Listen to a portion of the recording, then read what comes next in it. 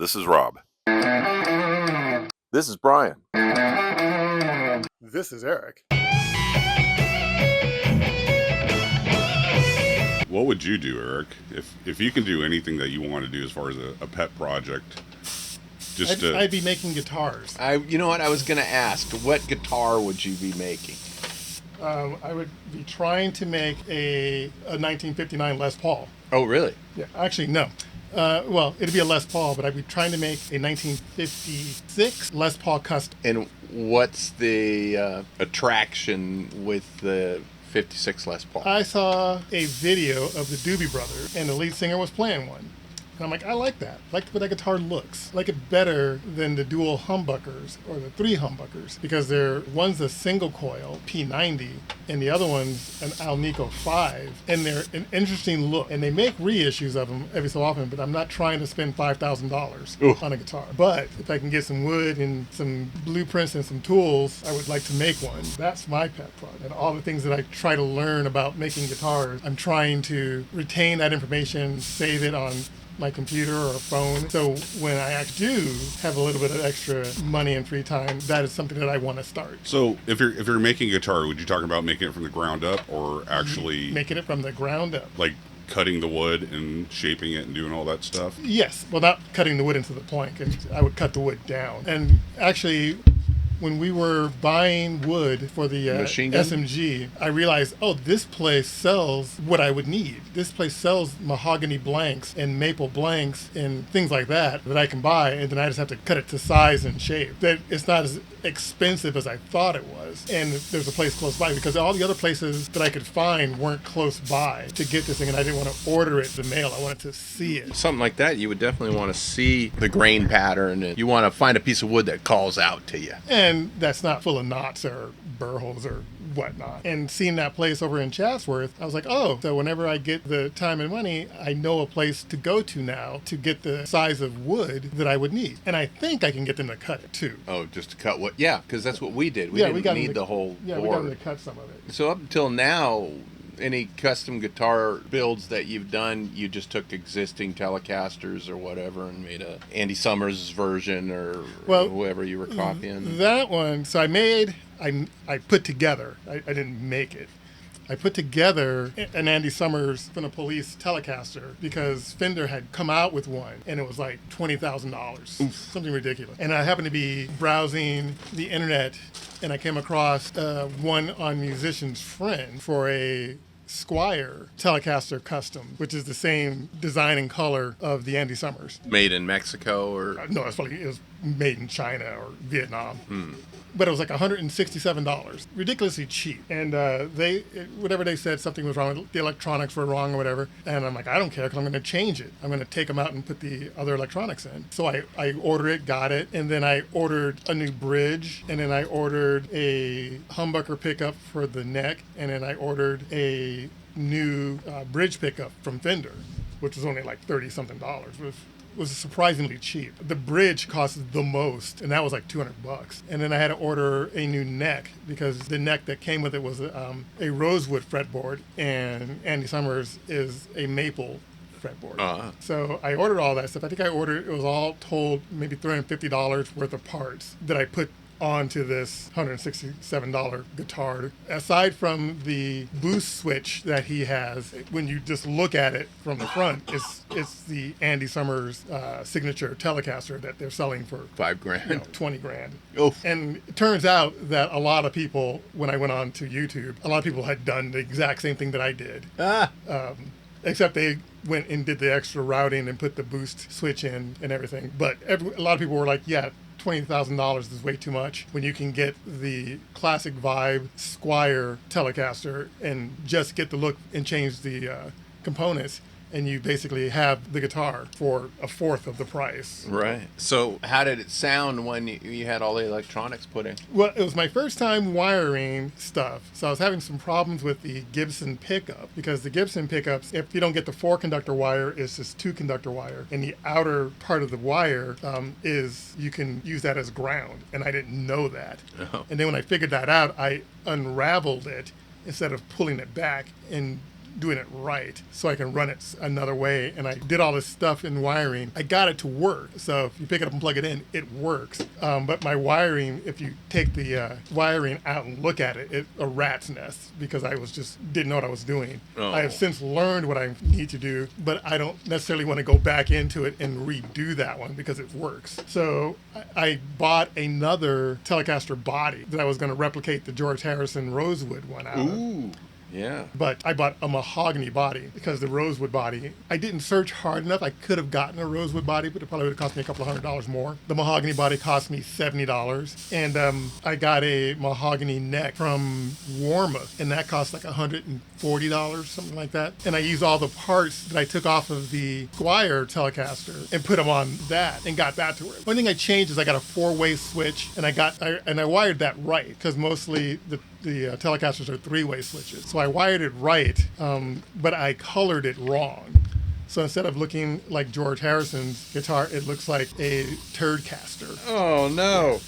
I should have reached out to a couple of guys that know how to paint shit. Yeah. I mean, I still have it sitting there mocking me, and one day I'm going to take it off the rack and sand it down and redo it. I just don't feel like doing it right now. Right. Remember when we did that Captain America guitar for Oh my Jared? God, that one was great. Yeah. Rob came into the shop, and was it for Jared? Like a Christmas present for Jared? Yeah, it was a Christmas present for Jared. And he had this concept, and it was like a pencil concept drawn on a napkin or something. And I was like, okay, yeah, we can do this. This is doable. And we went over to Guitar Center, and we picked up a $99, because Jared wasn't a player. Yeah, right? it was just a cool thing because I wanted him to kind of Right. And I figured, I'm like, oh, get him a guitar. He can start learning that and focus on it because he's the type of guy that once he focuses on something, he masters it. Oh. So I thought it'd be really cool that you give him a guitar and see if he can master that. And you give him a cool guitar, he's going to want to master it even more. Yeah, so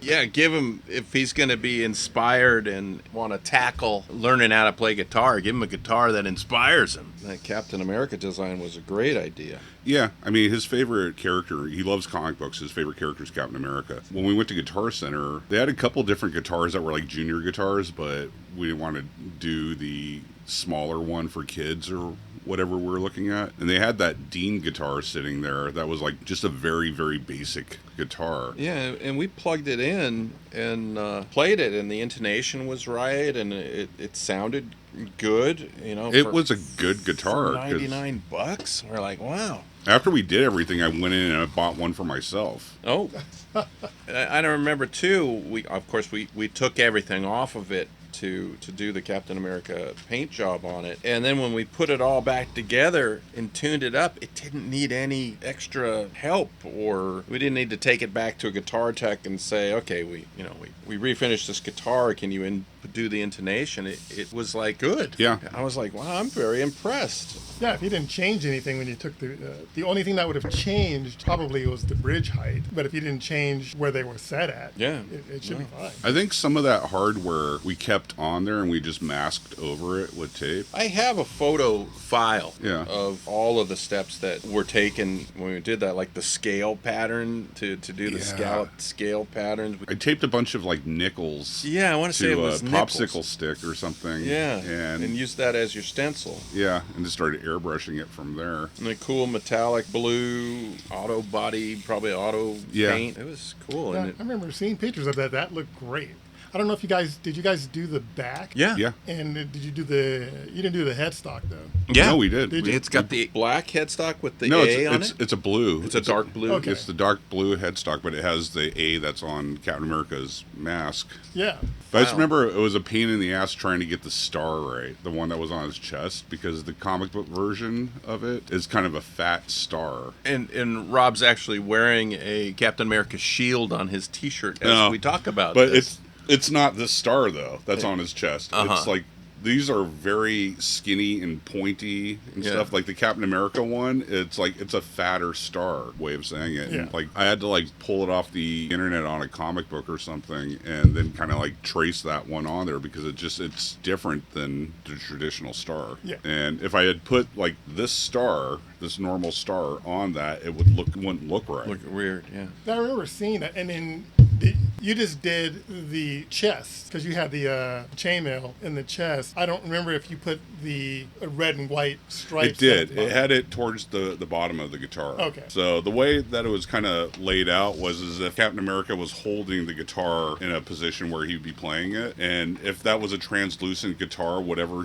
color and shapes that you would see on that would be where it was at. Okay. So it was an angled paint design, which worked really well to fit everything on the body of the guitar. And it was a Les Paul style, or? I want to say, because I remember seeing pictures of the Les Paul style. Yeah, that was fun, though. That was just exploring how to do that and then doing, like, multi-layers of the clear paint that went on it, the ceiling. Oh, right. Yeah, we did something like seven we did. to 9 layers. We did a lot, because we had that thing sitting in the spray booth for a while. Yeah. But, yeah, that was fun. It turned out really nice, and, like, once I was done, then Brian took over and really kind of touched it up. Yeah. And, like, kind of made some of that fade. He kind of gave it some of that sunburst. Right. Gosh, I've forgotten all about that. Because I remember seeing that, and then 2020 when the Dodgers won the World Series, I'm like, I have a guitar that I want to paint as a Dodger guitar, and we did some mock-ups. But the whole reason I thought about that is because I remembered that you guys had done that Captain America guitar, and I'm like, oh. They did that, then we can do this. This is simple. Yeah, the Captain America guitar was really, in my opinion, intricate because there was a lot of stuff going on, and all I wanted to do was put L.A. on a blue guitar. Well, one of the things that was really cool about the guitar too, for one, it was done before any of the Marvel movies were done. Yeah. So it was back then, and this was because that was Jared's favorite character. He had just died in the comic books because he had got shot in Civil War. Yeah. Jared was kind of bummed out about it because his favorite character was gone. It's something he'd been reading since he was a kid. And this is what happened. He died like a bitch, handcuffed, walking up steps, and he got assassinated. This was that year that had happened. So Brian had painted on the side of it like Steve Rogers and like put his birth date on there and his death date.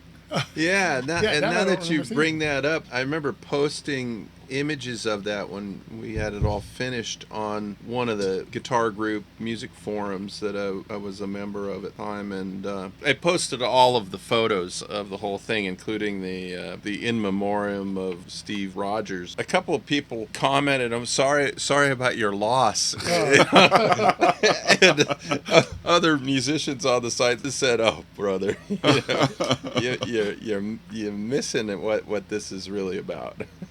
Some people just don't know. They're just out of the loop. Some people just don't follow comic books, and they're like, oh, that's a cool looking guitar. It's very patriotic.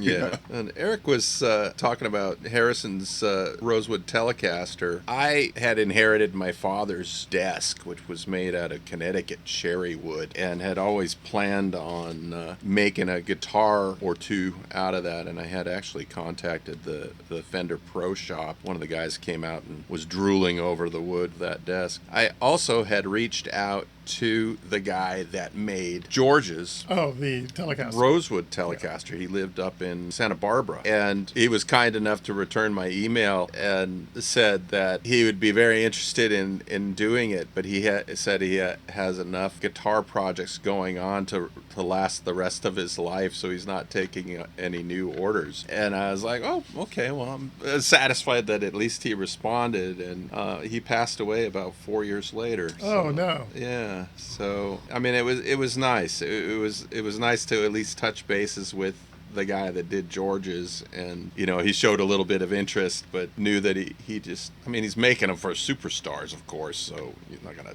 he'll stop what he's doing. Take the money. If you gave him the money, he would have done it. Didn't you say you wanted to do an acoustic guitar? I was hoping to do an electric and an acoustic out of that, because I felt there was enough wood to do it. The Fender Pro Shop guy, I could tell by the way he was drooling that if I was to have gone through with the project at that point, I would have got my one or two guitars out of it, and he would have got one out of it too. Right. And now that I think about it too, underneath the main drawer, the center drawer of that desk, was a date stamp on the bottom of the drawer that said when the desk was made, and I was going to turn that into the truss rod cover.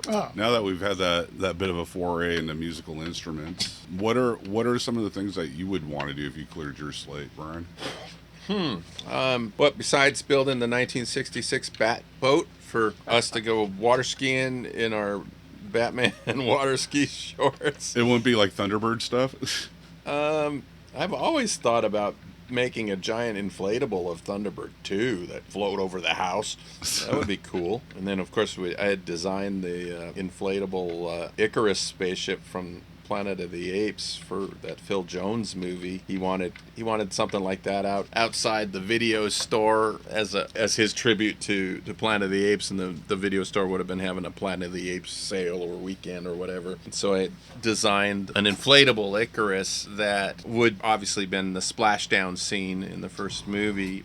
So to corral the water that it would need to be sitting in, designed it with the big yellow double-boned yellow rubber raft like the guys rowed ashore on. So that basically set that up in the parking lot of wherever he was going to film the scene and unroll it and fill it up with water, and it looked cool. It was a cool concept, but low-budget movie couldn't afford to do it.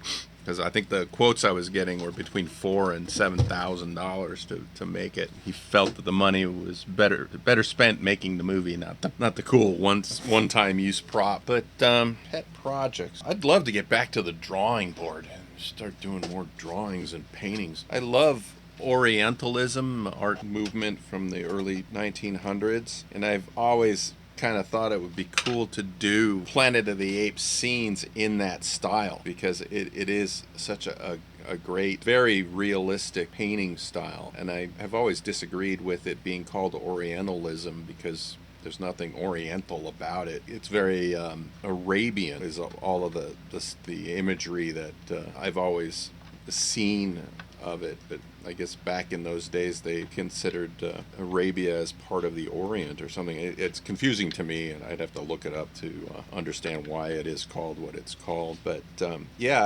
I'd love to do a bunch of paintings or illustrations in that style of, and I'm thinking of a couple of famous Orientalist paintings where it's a marketplace with sheiks and townspeople like shopping for cloth or whatever, and I could easily redesign that as Ape City with Dr. Zaius or female chimpanzees, and they maybe even introduce other female characters that we never saw. We never saw female orangutans or female gorillas in any of those films, even though there were female actors in makeups for group scenes. You just didn't know they were female.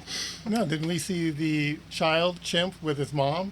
True, but he was a gorilla. So, yeah, his mom would have been a gorilla, but we don't see her clearly. So, yes, there is a female gorilla, but she's in such the shadows and the distance in that funeral scene that we never saw what she looked like. Right. Now I'm wondering who that was. If it was the Othello lady that her and her sister did a lot of work on the Ape movies, both as apes as well as regular players. There's a great book that came out a year or two back called Who Says Apes Have No Tails, and it's her story. And our client, Dean Preston, out of New Zealand or Australia, the one that we restored the boots and costume for. He was in New Zealand. He wrote it. It's a good read. So yeah, that would be a realistic personal project for me, would be to get back to the drawing board. Flex your artistic muscles.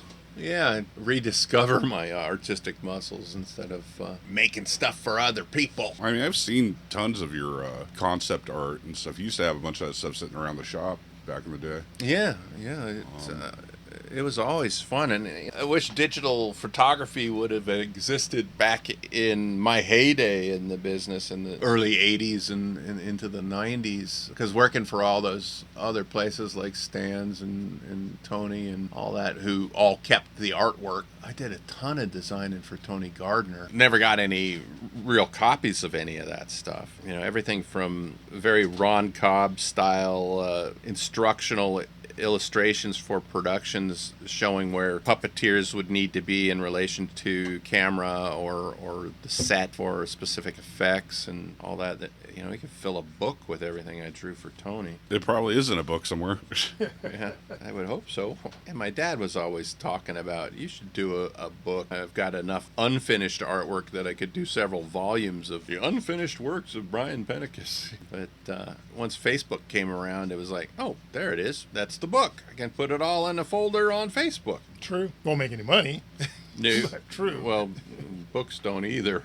Dave's boss, Alec, over at Studio Gillis, did a book years ago too, and hopefully he made his money back on it. Yeah, books are a hard sell, especially art books, because either you keep them as your reference, as you did, or they end up in used bookstores for you to find for your references. Right. Yeah, I think we all have a shelf somewhere that just has a ton of books that are dusted as hell that get pulled out once in a blue moon.